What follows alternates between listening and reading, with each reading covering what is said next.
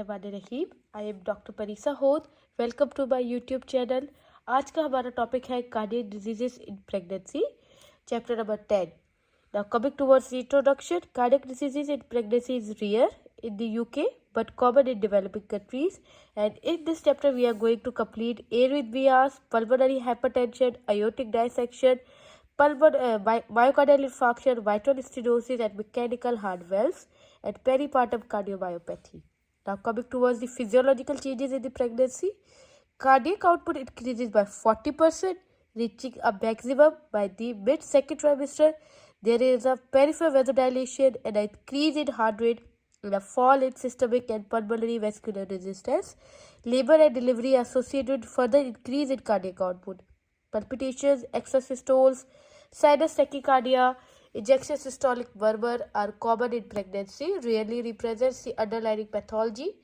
The ECG changes associated with normal pregnancy include arterial and ventricular extrasystoles, a left shift in QRX axis, a small Q waves and inverted T waves in lead 3 and ST segment, depression, and T waves inversion in the inferior and lateral leads.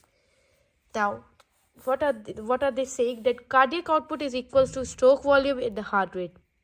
What happened के peripheral vasodilation increase होगी, systemic and pulmonary vascular resistance fall होगी, both may lead to the increase in heart rate. अगर heart rate increase होगा, stroke volume increase होगा, cardiac output increase हो जाएगा। ठीक है जी। सेकंड ये हो गया फर्स्ट पॉइंट। सेकंड पॉइंट उन्होंने क्या कहा? The second point is that it will cardiac output will be maximum in the mid second trimester.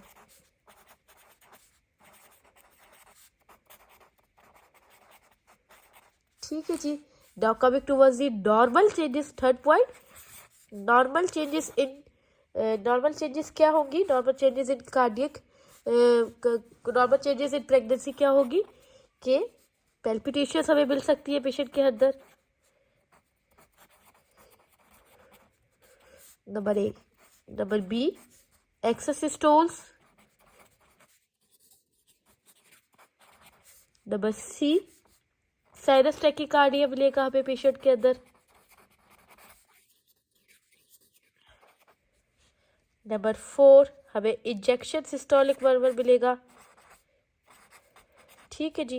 Number ई, अब हमें ईसीजी में क्या चेंजेस मिलेगी? नॉर्मली इन प्रेगनेंसी में हमें ईसीजी के अंदर मिलेगा आर्टीरियल और ventricular extrasystoles, arterial and ventricular extrasystoles, ventricular extrasystoles, QRS axis मिलेगी हमें।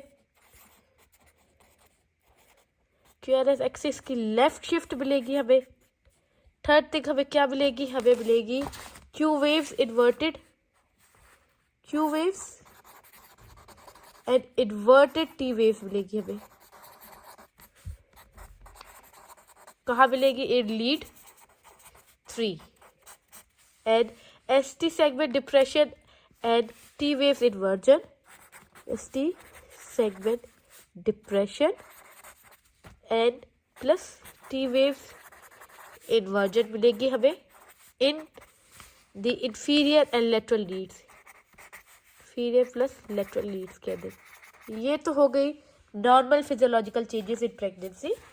ठीक है। Now coming towards the third thing, the incidence. The cardiac diseases in pregnancy is rear, 1%, less than 1% in the UK, but cardiac diseases is the most common cause of maternal death.